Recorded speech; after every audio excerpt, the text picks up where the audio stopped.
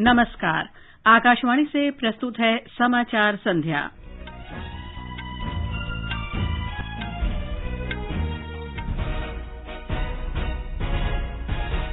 कृषि कानूनों के विरोध में हंगामे के कारण लोकसभा की कार्यवाही आज कई बार स्थगित। राज्यसभा में राष्ट्रपति के अभिभाषण पर धन्यवाद प्रस्ताव पर चर्चा हुई। रक्षा मंत्री राजनाथ सिंह ने स्वदेशी हथियार प्रणालियों और साजो-सामान के डिजाइन तथा निर्माण क्षेत्र में भारत की बढ़ती उपस्थिति पर जोर दिया। केंद्र सरकार ने किसानों के मुद्दे पर ट्विटर को नोटिस जारी किया, कड़ी कार्रवाई की चेतावनी। और देश में कोविड से स्वस्थ होने की दर 97.08% हुई। विश्व में सबसे तेजी से 40 लाख कोविड टीके लगाने में भारत सबसे आगे।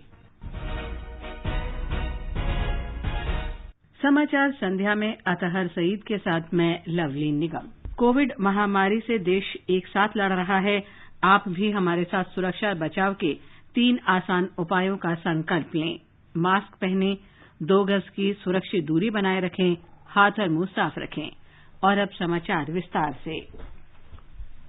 संसद के दोनों सदनों में आज राष्ट्रपति के अभिभाषण के धन्यवाद प्रस्ताव पर चर्चा शुरू हुई। कृषि कानूनों को लेकर विपक्ष के शोर शराबे के बाद लोकसभा की बैठक आज रात 9 बजे तक के लिए स्थगित कर दी गई है। स्थगन के बाद शाम 7 बजे जब सदन की बैठक शुरू हुई तो कांग्रेस, डीएमके, तृणमूल कांग्रेस, वामपंथी पार्टियां, समाजवादी पार्टी, शिवसेना और कुछ अन्य दलों के सदस्य सरकार के खिलाफ नारेबाजी करते हुए अध्यक्ष के आसन के सामने आ गए। इससे पहले शाम 4 बजे जब सदन की बैठक शुरू हुई तो लोकसभा में कांग्रेस के नेता अधीर रंजन चौधरी ने विरोध प्रदर्शन कर रहे किसानों का मुद्दा उठाया। लोकसभा अध्यक्ष ओम बिड़ला ने उत्तेजित सदस्यों से सदन में व्यवस्था बनाए रखने का आग्रह किया। उन्होंने कहा कि वे इस विषय पर चर्चा के दौरान उन्हें बोलने का पर्याप्त मौका देंगे, लेकिन हंगामा जारी रहा और सदन की कार्यवाही पहले शाम 4:30 बजे, उसके बाद 5 बजे, शाम 7 बजे और रात्रि 9 बजे तक के लिए स्थगित करनी पड़ी। अभिभाषण के धन्यवाद प्रस्ताव के लिए प्रश्नकाल स्थगित कर दिया गया। सदन में सहमति बनी कि प्रस्ताव पर चर्चा के लिए ज्यादा समय दिया जाए ताकि विभिन्न राजनीतिक दलों के सदस्य किसानों के आंदोलन से जुड़े मुद्दे पर भी अपने विचार रख सकें। आज सुबह सदन की कार्यवाही शुरू होने पर संसदीय कार्य मंत्री प्रहलाद जोशी ने कहा कि उन्होंने आज के प्रश्नकाल और कल के प्रश्नकाल के साथ साथ शून्यकाल को स्थगित करने के बारे में विपक्षी नेताओं से बात कर ली है। उन्होंने बताया कि सदन में विपक्ष के नेता गुलाम नबी आजाद ने भी इस मामले में अपनी सहमति दे दी है। More time should be given to the discussion on precedent motion, and if kindly chair can agree, we have arrived with a consensus after speaking to the leader of opposition and arrived at a consensus with the other leaders. We can allot more time with your permission for this particular motion, and for that today question hour may be suspended and tomorrow question hour and 0 hour may be suspended, and we can take it for 15 hours so that all the parties can also participate in the discussion. चर्चा की शुरुआत करते हुए भाजपा सदस्य भुवनेश्वर कलिता ने केंद्र सरकार द्वारा किसानों के कल्याण के लिए उठाए गए विभिन्न कदमों का जिक्र किया। There had been no reduction of rights and facilities of the farmers. Through this agricultural reforms, the government has given new rights. Farm laws can be resolved amicably. Shri Kalita ने कहा कि सरकार किसानों के सभी मुद्दों पर चर्चा करने को तैयार है। आयुष्मान भारत के बारे में उन्होंने कहा कि देश में लाखों गरीब परिवारों को इससे लाभ पहुंचा है। एक दूसरे भाजपा सदस्य विजयपाल सिंह ने कोरोना महामारी से निपटने में केंद्र सरकार के प्रयासों की सराहना की। चर्चा में भाग लेते हुए विपक्ष के नेता गुलाम नबी आजाद ने किसानों के विरोध प्रदर्शन का हवाला देते हुए 3 कृषि कानूनों को निरस्त करने की मांग की। श्री आजाद ने 26 जनवरी को किसानों के विरोध प्रदर्शन के दौरान लाल किला में हुई हिंसा की निंदा की। मैं 26 जनवरी का उल्लेख किए बगैर नहीं रह सकता हूं। हम और हमारी पार्टी उसकी निंदा करती है, पूरे विपक्ष निंदा करता कि जो भी लाल किले पे हुआ वो बिल्कुल नहीं होना चाहिए। वो लोकतंत्र के खिलाफ है, डेमोक्रेसी के खिलाफ है, लॉ एंड ऑर्डर की दृष्टि से भी खिलाफ। हमारे नेशनल फ्लैग के साथ बेइज्जती की जाए, इंसल्ट की जाए, उसे बर्दाश्त नहीं किया जा सकता। ऐसे लोग जो उसमें इन्वॉल्व थे उनको कड़ी से कड़ी सजा दी जानी चाहिए। बीजू जनता दल के प्रसन्ना आचार्य ने गणतंत्र दिवस पर हुई हिंसक घटनाओं को दुर्भाग्यपूर्ण बताते हुए इसकी जांच उच्चतम न्यायालय के न्यायाधीश से कराने की मांग की। आम आदमी पार्टी के 3 सांसदों को आज राज्यसभा से दिन भर के लिए निलंबित कर दिया गया। ये सांसद हैं संजय सिंह, सुशील गुप्ता और एनडी गुप्ता। राष्ट्रपति के अभिभाषण पर चर्चा के दौरान तीनों सदस्य कृषि कानूनों के खिलाफ नारेबाजी करते हुए सदन के बीचों बीच आ गए। सभापति की चेतावनी के बाद भी वे लगातार नारे लगाते रहे। इस पर सभापति ने मार्शल बुलाकर उन्हें सदन से बाहर करा दिया। सरकार ने आज स्पष्ट रूप से कहा कि भारतीय संसद ने कृषि क्षेत्र से संबंधित सुधारवादी कार्यों को बहस और चर्चा के बाद पारित किया है। सरकार ने लोगों से तथ्यों का पता लगाने और ऐसे मामलों पर टिप्पणी करने से पहले समस्याओं की उचित समझ रखने का भी आग्रह किया है। कुछ विदेशी व्यक्तियों और संस्थाओं द्वारा हाल ही में किसानों के विरोध पर की गई टिप्पणियों पर विदेश मंत्रालय ने एक बयान में कहा कि ये सुधार किसानों के लिए विस्तारित बाजार तक पहुंच बनाने के लिए हैं और किसानों के लिए अधिक लचीलापन प्रदान करते हैं। ये कानून आर्थिक और पारिस्थितिकी रूप से स्थायी खेती का मार्ग भी प्रशस्त करते हैं। विदेश मंत्रालय ने इस बात पर जोर दिया कि इस प्रकार के विरोधों को भारत के लोकतांत्रिक ढांचे और राजनीतिक संदर्भ में देखा जाना चाहिए। हमारे संवाददाता की एक रिपोर्ट। विदेश मंत्रालय ने अपने वक्तव्य में कहा है कि देश के बहुत कम किसानों में कृषि क्षेत्र से जुड़े इन सुधारों को लेकर कुछ आपत्तियां हैं और प्रदर्शनकारियों की भावनाओं का सम्मान करते हुए सरकार के वरिष्ठ मंत्रियों ने उनके प्रतिनिधियों के साथ 11 दौर की बैठकें की हैं। सरकार की ओर से खुद प्रधानमंत्री ने इन कानूनों को स्थगित करने की पेशकश की है। मंत्रालय ने कहा कि यह दुर्भाग्यपूर्ण है कि निहित स्वार्थ रखने वाले तत्व अपना एजेंडा इन प्रदर्शनकारियों पर थोपने और उन्हें भटकाने की कोशिश कर रहे हैं, जैसा कि यह 26 जनवरी को भी देखा गया। मंत्रालय ने कहा कि इनमें से कुछ तत्वों ने भारत के खिलाफ अंतर्राष्ट्रीय समर्थन जुटाने की भी कोशिश की है और ऐसे असामाजिक तत्वों द्वारा बढ़ावा मिलने के कारण विश्व में महात्मा गांधी की प्रतिमाओं का अनादर किया गया है। मंत्रालय ने इसे भारत और सभ्य समाज के लिए निराशाजनक बताया है। विदेश मंत्रालय ने कहा कि भारतीय पुलिस बलों ने इन प्रदर्शनों को पूरे संयम के साथ संभाला है और प्रदर्शन के दौरान अनेक महिला और पुरुष पुलिसकर्मियों पर हमले किए गए हैं और कुछ मामलों में वे गंभीर रूप से घायल भी हुए हैं। सुपर्णा सैकिया के साथ आनंद कुमार, आकाशवाणी समाचार, दिल्ली। राज्यसभा के सभापति एम वेंकैया नायडू ने सदस्यों से कहा कि वे सदन की कार्यवाही की मोबाइल रिकॉर्डिंग न करें। कुछ सदस्यों द्वारा सदन की कार्यवाही की रिकॉर्डिंग किए जाने की ओर सदन का ध्यान आकृष्ट कराते हुए उन्होंने कहा कि सदन में मोबाइल फोन के इस्तेमाल पर प्रतिबंध है। सभापति ने कहा कि कुछ रिकॉर्डिंग सोशल मीडिया पर डाली जाती हैं, जिससे सदन के विशेषाधिकार का हनन होता है और उसकी गरिमा को ठेस पहुंचती है। श्री नायडू ने सदस्यों से अवांछित गतिविधियों से बचने और इस संबंध में सतर्क रहने को कहा। Using their mobile phones to record the proceedings of the House while sitting in the chamber. Such conduct is against parliamentary etiquette and is not expected from the honourable members. Members should desist from such unwarranted activities inside the chamber. Such unauthorized recording of the proceedings of House and its circulation in the social media may lead to breach of privilege and contempt of the House. Even the sections of the media who have now started using some of it, they have been advised please not to do it because that is not authorized, and then you will be liable for the consequences thereon. Keeping that in mind, I hope everybody will follow the rules. ये समाचार हमारी website newsonair.com/hindi और हमारे mobile app news on AIR पर भी उपलब्ध हैं।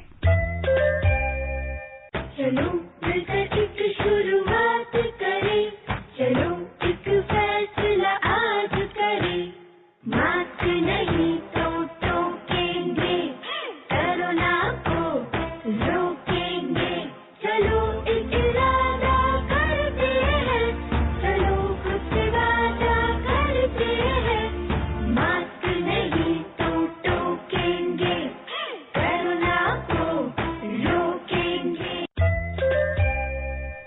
ये आकाशवाणी है। आगे बढ़ने से पहले मुख्य समाचारों पर एक नजर। कृषि कानूनों के विरोध में हंगामे के कारण लोकसभा की कार्यवाही आज कई बार स्थगित हुई।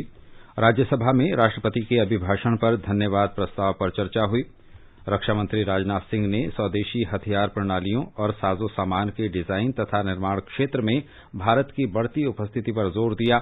केंद्र सरकार ने किसानों के मुद्दे पर ट्विटर को नोटिस जारी किया, कड़ी कार्रवाई की चेतावनी। और देश में कोविड से स्वस्थ होने की दर 97.08% हुई। विश्व में सबसे तेजी से 40 लाख कोविड टीके लगाने में भारत सबसे आगे। एशिया के सबसे बड़े एरो शो एरो इंडिया का आज रक्षा मंत्री राजनाथ सिंह ने बेंगलुरु में उद्घाटन किया। इस अवसर पर रक्षा मंत्री ने स्वदेशी हथियार प्रणालियों और साजो सामान के डिजाइन तथा निर्माण में भारत की बढ़ती उपस्थिति का उल्लेख किया। उन्होंने देश के नागरिक उड्डयन क्षेत्र की बढ़ती मांगों को पूरा करने के लिए रखरखाव तथा मरम्मत कार्य से जुड़े वास्तविक साजो सामान निर्माणकर्ताओं तथा एजेंसियों को आमंत्रित किया। रक्षा मंत्री ने कहा कि 2024 तक एयरोस्पेस तथा रक्षा उत्पादन के क्षेत्र में 1,75,000 करोड़ रुपए का कारोबार का लक्ष्य है। उन्होंने कहा कि भारत के पास स्वदेशी रक्षा साजो सामान को निर्यात करने की क्षमता है। रक्षा मंत्री ने कहा कि मेक इन इंडिया से मेक फॉर द वर्ल्ड यानी विश्व के लिए निर्माण करने का सफर है। India today offers a unique opportunity in defense and aerospace manufacturing. This opportunity comes as a sangam of rising demand, greater innovation, conducive policy, and maturing ecosystem in defense and aerospace manufacturing sector. सरकार ने Twitter को चेतावनी देते हुए आज कहा कि अगर वो आदेशों का पालन नहीं करता है तो उसे कार्रवाई का सामना करने के लिए तैयार रहना होगा। सरकार ने जोर देते हुए कहा है कि उसके आदेश के बावजूद एक तरफा कार्रवाई करते हुए किसानों के विरोध से संबंधित आपत्तिजनक हैशटैग से जुड़े खातों और ट्वीट्स को अनब्लॉक कर दिया गया। इलेक्ट्रॉनिक्स और सूचना प्रौद्योगिकी मंत्रालय ने किसानों से संबंधित शरारतपूर्ण और दुर्भावनापूर्ण सामग्री और खातों को हटाने के अपने आदेश का पालन न करने के लिए ट्विटर को नोटिस जारी किया था। इसमें कहा गया था कि जिस सामग्री को भ्रम फैलाने के इरादे से डाला गया था वो भावनाओं को भड़काने वाली, नफरत पैदा करने वाली और तथ्यात्मक रूप से गलत है। सरकार ने एक बयान में कहा कि ये समाज के बीच तनाव पैदा करने से प्रेरित अभियान है और उकसाने वाली कार्रवाई की अभिव्यक्ति की स्वतंत्रता नहीं है, क्योंकि इससे कानून व्यवस्था के लिए खतरा पैदा होता है। बयान में कहा गया है कि ट्विटर सरकार के निर्देशों का पालन करने के लिए बाध्य है। वो अदालत की भूमिका नहीं निभा सकता, न ही इस संबंध में अपने तर्कों को उचित ठहरा सकता है। भारतीय जनता पार्टी ने कांग्रेस नेता राहुल गांधी पर किसानों के विरोध का राजनीतिक लाभ लेने का आरोप लगाया है। नई दिल्ली में संवाददाताओं से बातचीत में भाजपा प्रवक्ता संबित पात्रा ने आरोप लगाया कि श्री राहुल गांधी ने किसानों को उकसाने की कोशिश की है। संबित पात्रा ने कांग्रेस नेता से सवाल किया कि ये सिर्फ किसानों का आंदोलन है और वे कह रहे हैं कि वे किसी भी राजनीतिक दल से नहीं जुड़े हैं और ये राजनीतिक आंदोलन भी नहीं है, तो ऐसे में श्री राहुल गांधी अपनी ओर से क्यों बोल रहे हैं। श्री गांधी की टिप्पणी पर श्री संबित पात्रा ने कहा कि नरेंद्र मोदी सरकार सबका साथ, सबका विकास और सबका विश्वास की भावना से काम कर रही है। दिल्ली पुलिस ने 26 जनवरी को किसानों की ट्रैक्टर रैली के दौरान लाल किले में हिंसा और तोड़फोड़ करने में कथित रूप से शामिल 8 संदिग्धों की जानकारी देने वालों को नकद पुरस्कार देने की घोषणा की है। दीप सिद्धू, जुगराज सिंह, गुरजोत सिंह और गुरजंत सिंह पर 1-1 लाख रुपए और जजबीर सिंह, बूटा सिंह, सुखदेव सिंह तथा इकबाल सिंह पर 50-50 हजार रुपए के नकद इनाम की घोषणा की गई है। दिल्ली पुलिस के विशेष आयुक्त प्रवीर रंजन ने आज मीडिया को इसकी जानकारी दी। कुछ लोगों की पहचान हुई, उसमें दीप सिद्धू एक प्रमुख है और उसके 3 साथी और हैं जो उस दिन उसके साथ थे। उन चारों की पहचान की गई है और इन चारों के खिलाफ हम लोगों ने 1-1 लाख रुपए का रिवॉर्ड भी अनाउंस किया है। इनकी अरेस्ट के लिए टीमें ऑलरेडी प्रयास कर रही हैं। जो लोग उसमें पाए जाएंगे उनके खिलाफ हम लोग एविडेंस इकट्ठा कर रहे हैं और हमारे एविडेंस के बेसिस पर ही आगे इन सबों के खिलाफ कार्रवाई की जाएगी, चाहे वो नेता हो या उनके फॉलोअर्स हों। और जितनी भी तरह की वायलेशंस हैं उन सभी वायलेशंस को क्राइम ब्रांच काफी डिटेल में, काफी निष्पक्ष तरीके से उसको एग्जामिन करके उस पर कार्रवाई करेगी। प्रधानमंत्री नरेंद्र मोदी कल उत्तर प्रदेश में चौरी चौरा कांड के शताब्दी समारोह का वीडियो कॉन्फ्रेंसिंग के जरिए उद्घाटन करेंगे। वे चौरी चौरा कांड के सिलसिले में एक डाक टिकट भी जारी करेंगे। उत्तर प्रदेश के मुख्यमंत्री योगी आदित्यनाथ इस अवसर पर उपस्थित रहेंगे। आकाशवाणी के संवाददाता ने खबर दी है कि उत्तर प्रदेश के सभी 75 जिलों में विशेष कार्यक्रम आयोजित किए जाएंगे। सुबह मार्च पास्ट का आयोजन किया जाएगा, जिसमें विद्यार्थी हिस्सा लेंगे। शिक्षा संस्थाओं, शहीद स्मारकों और अन्य स्थानों पर पुलिस के बैंड राष्ट्रीय धुनें बजाएंगे। भारत कोविड महामारी से संघर्ष में लगातार कीर्तिमान स्थापित कर रहा है। एक नई उपलब्धि में भारत ने कोविड टीके लगाने में विश्व में पहला देश बनने का गौरव प्राप्त किया है। भारत में सबसे तेजी से 40 लाख से ज्यादा लोगों को कोविड के टीके लगाए जा चुके हैं। देश ने ये उपलब्धि केवल 18 दिनों में हासिल की है। पिछले 24 घंटे के दौरान 14 राज्यों और केंद्र शासित प्रदेशों में संक्रमण से एक मौत का भी मामला सामने नहीं आया है। कोविड से स्वस्थ होने की संख्या प्रतिदिन बढ़ रही है और ये 97.08% हो गई है। मृत्यु दर में लगातार कमी आ रही है। 31 राज्यों और केंद्र शासित प्रदेशों में 5000 से भी कम सक्रिय मामले हैं। टीका लगवाने वाले लाभार्थियों की संख्या भी प्रतिदिन बढ़ रही है। महाराष्ट्र में सभी कॉलेज 15 फरवरी से खोल दिए जाएंगे। राज्य के उच्च और तकनीकी शिक्षा मंत्री उदय सामंत ने कहा कि कक्षाओं को कोविड दिशा निर्देशों का पालन करते हुए 50% क्षमता के साथ खोला जा रहा है। पश्चिम बंगाल में कक्षा 9 से 12 तक के लिए स्कूलों को 12 फरवरी से खोला जाना है, लेकिन कॉलेज और विश्वविद्यालयों में अभी कक्षाएं ऑनलाइन ही चलेंगी। ये समाचार आकाशवाणी से प्रसारित किए जा रहे हैं। ताजा समाचार जानने के लिए आप हमारे Twitter handle @AIR News Hindi को फॉलो कर सकते हैं। अब प्रस्तुत है संसद में आज हुई कार्यवाही की समीक्षा। पहले राज्यसभा। लेखक हैं पीटीआई भाषा के अविनाश। राज्यसभा में आज राष्ट्रपति अभिभाषण पर चर्चा शुरू हुई, जिसमें कांग्रेस सहित विपक्षी दलों ने विवादों में घिरे तीनों नए कृषि कानूनों को वापस लेने की मांग की और सरकार से कहा कि वो इस विषय को प्रतिष्ठा का प्रश्न नहीं बनाए। हालांकि सत्ता पक्ष की ओर से कहा गया कि सरकार किसानों का सम्मान कर रही है और बातचीत के द्वार खुले हुए हैं। सत्ता पक्ष और विपक्ष के नेताओं के बीच बनी सहमति के बाद उच्च सदन में इस विषय पर चर्चा के समय को 10 घंटे से बढ़ाकर 15 घंटे करने के निर्णय की घोषणा सभापति एम वेंकैया नायडू ने की, ताकि सदस्यों को किसान से जुड़े मुद्दे उठाने का समुचित समय मिल सके। चर्चा में भाग लेते हुए नेता प्रतिपक्ष गुलाम नबी आजाद ने गणतंत्र दिवस के दिन किसानों की ट्रैक्टर परेड के दौरान दिल्ली के लाल किले में हुई हिंसा की कड़ी निंदा की। उन्होंने कहा कि दोषी लोगों के खिलाफ सख्त कार्रवाई करनी चाहिए, किंतु निर्दोष किसानों को निशाना नहीं बनाया जाना चाहिए। इसके साथ ही आजाद ने कहा कि जम्मू कश्मीर को राज्य का दर्जा वापस मिलना चाहिए और वहां विधानसभा चुनाव कराए जाने चाहिए। उन्होंने कहा कि राज्य की पूर्व स्थिति में ही वहां विकास हो सकता है। इससे पहले भाजपा सांसद भुवनेश्वर कलिता ने राष्ट्रपति अभिभाषण पर धन्यवाद प्रस्ताव पेश किया। उन्होंने प्रस्ताव किया, राष्ट्रपति ने 29 जनवरी 2021 को संसद के दोनों सदनों की संयुक्त बैठक में जो अभिभाषण दिया है, उसके लिए राज्यसभा के वर्तमान सत्र में उपस्थित सदस्य राष्ट्रपति के प्रति अपनी हार्दिक कृतज्ञता ज्ञापित करते हैं। कालिता ने राष्ट्रपति अभिभाषण पर धन्यवाद पेश करते हुए कहा कि सरकार किसानों का सम्मान करती है।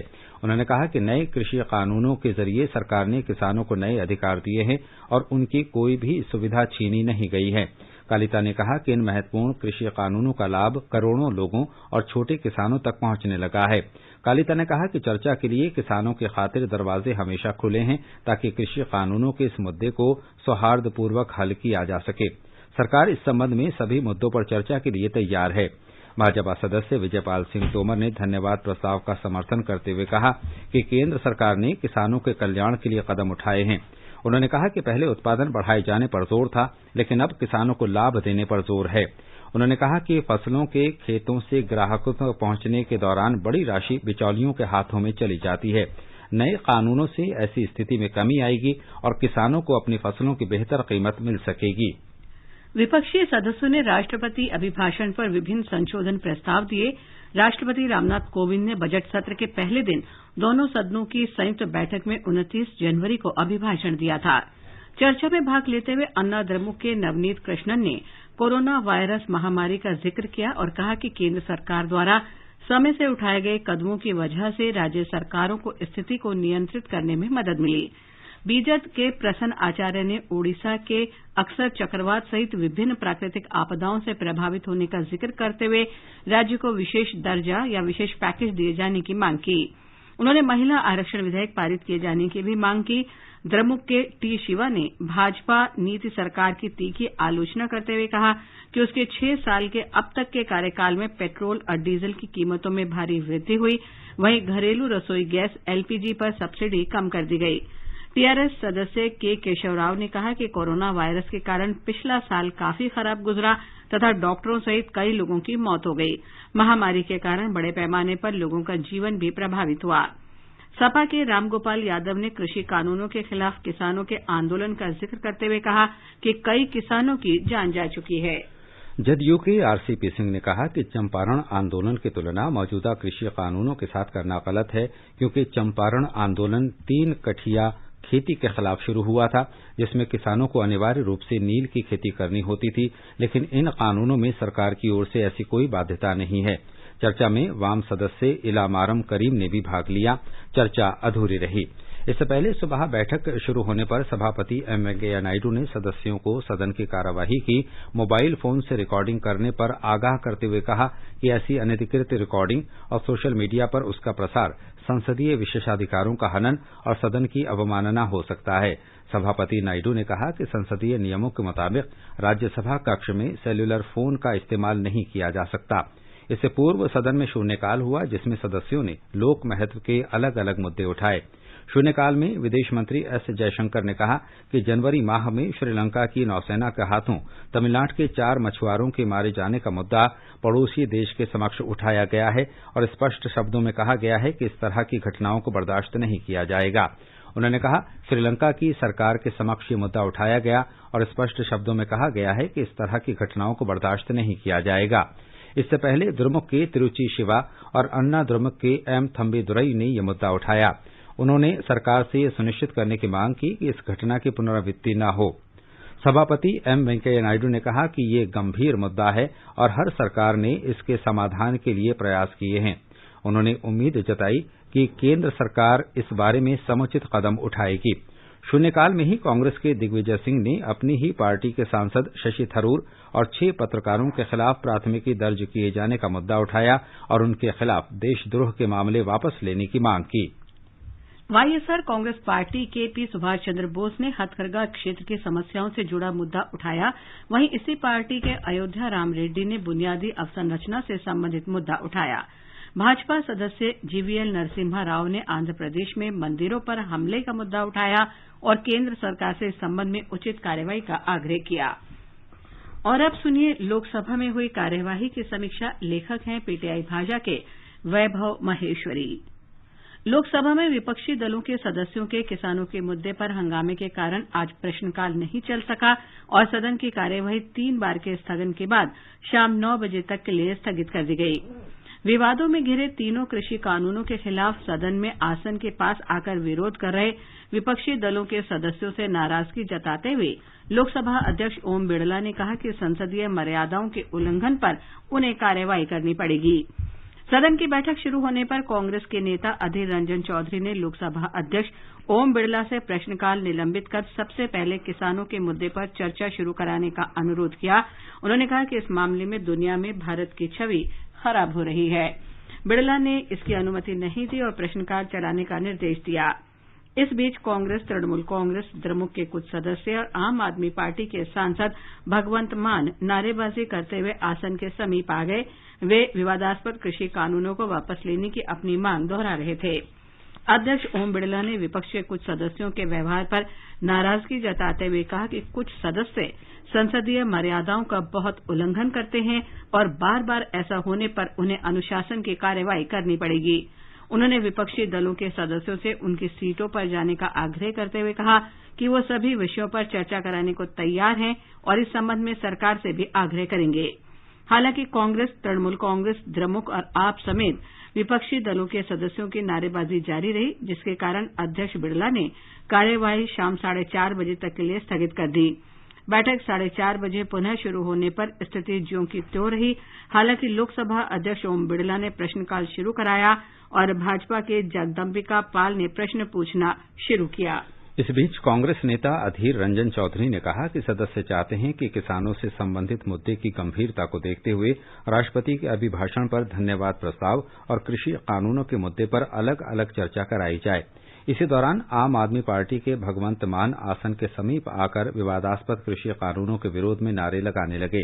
उन्होंने कहा कि इस मुद्दे पर काफी चर्चा हो गई है और अब कानून वापस लिया जाए।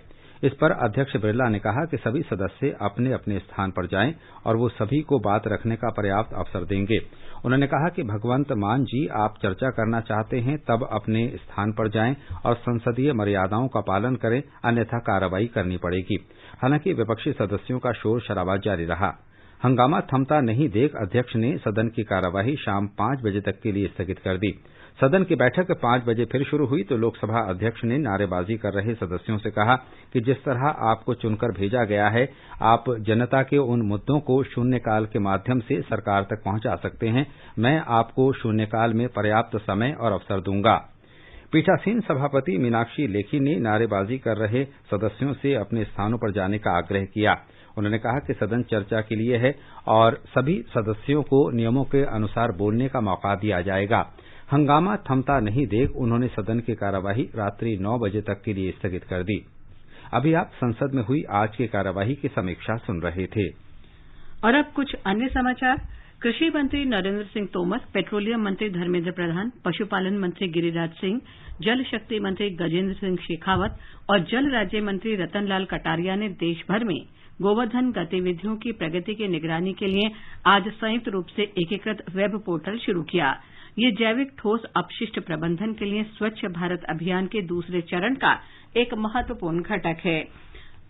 इस अवसर पर कृषि मंत्री नरेंद्र सिंह तोमर ने कहा कि देश खुले में शौच से मुक्त हो चुका है और अब ओडीएफ प्लस की ओर अग्रसर है। गोवर्धन कार्यक्रम स्वच्छ भारत के लिए एक मील का पत्थर है। ओडीएफ प्लस के एक मुख्य घटक को आगे बढ़ाने के लिए और देश की ग्रामीण अर्थव्यवस्था को बल देने के लिए गोवर्धन एकीकृत पोर्टल का शुभारंभ किया जा रहा है। गोवर्धन जो है ये निश्चित रूप से बड़ी संपदा है, लेकिन केमिकल फर्टिलाइजर आने के बाद गोबर की दुर्गति हो गई, लेकिन अब इसको संपदा के रूप में परिवर्तित किया जाए, इस दृष्टि से सरकार के प्रयत्न हैं। उन प्रयत्नों का परिणाम आज हम सबके सामने परिलक्षित हो रहा है। अब एक नजर भारत इंग्लैंड क्रिकेट टेस्ट श्रृंखला पर।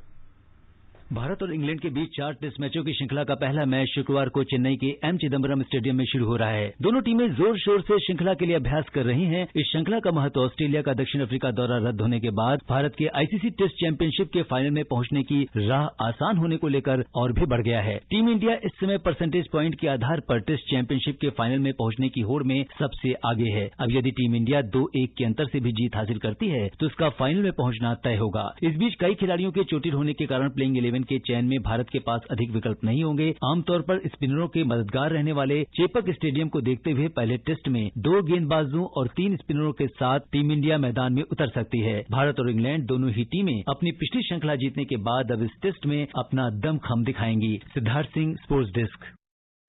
आकाशवाणी का समाचार सेवा प्रभाग आज स्पॉटलाइट कार्यक्रम में केंद्रीय बजट 2021-22 पर आर्थिक विशेषज्ञों और वरिष्ठ सरकारी अधिकारियों के विचारों को प्रस्तुत करेगा। ये कार्यक्रम एफएम गोल्ड चैनल और अतिरिक्त मीटरों पर रात 9:15 से सुना जा सकता है। ये हमारी वेबसाइट newsonair.com और हमारी YouTube channel news on AIR official पर भी उपलब्ध रहेगा।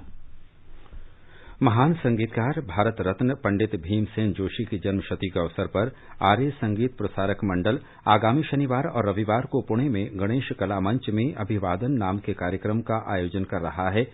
उनका जन्म शताब्दी वर्ष कल से शुरू हो रहा है। उद्घाटन समारोह शनिवार शाम 4 बजे से शुरू होगा और इसमें सूचना प्रसारण मंत्री प्रकाश जावड़ेकर, राष्ट्रवादी कांग्रेस पार्टी के अध्यक्ष शरद पवार, भारतीय सांस्कृतिक संबंध परिषद के अध्यक्ष विनय सहस्त्रबुद्धे और पुणे के महापौर मुरलीधरन माहौल हिस्सा लेंगे। रविवार को पंडित जी के जीवन पर आधारित आर्य संगीत प्रसारक मंडल की विशेष लघु फिल्म भी प्रदर्शित की जाएगी। जन्मशती कार्यक्रम में संगीत जगत की अनेक जानी मानी हस्तियां अपनी प्रस्तुति देंगी। इसमें भाग लेने के लिए कोई प्रवेश शुल्क नहीं रखा गया है, लेकिन इसके लिए पास लेना अनिवार्य है। और अब सुनते हैं पंडित भीमसेन जोशी की ये प्रस्तुति। सदा सदा मैं चरण तिहारी, तुम हो गरीब निवाज रघुवर, तुम हो गरीब निवाज रघुवर, तुम तो मेरी लाज रघुवर, तुम तो मेरी लाज।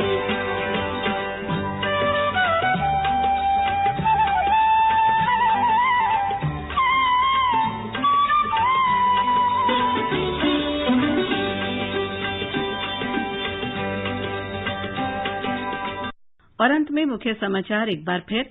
कृषि कानूनों के विरोध में हंगामे के कारण लोकसभा की कार्यवाही आज कई बार स्थगित हुई। राज्यसभा में राष्ट्रपति के अभिभाषण पर धन्यवाद प्रस्ताव पर चर्चा हुई। रक्षा मंत्री राजनाथ सिंह ने स्वदेशी हथियार प्रणालियों और साजो सामान के डिजाइन तथा निर्माण क्षेत्र में भारत की बढ़ती उपस्थिति पर जोर दिया। केंद्र सरकार ने किसानों के मुद्दे पर ट्विटर को नोटिस जारी किया, कड़ी कार्रवाई की चेतावनी। और देश में कोविड से स्वस्थ होने की दर 97.08% हुई। विश्व में सबसे तेजी से 40 लाख कोविड टीके लगाने में भारत सबसे आगे। इसके साथ ही समाचार संध्या का ये अंक समाप्त हुआ। नमस्कार।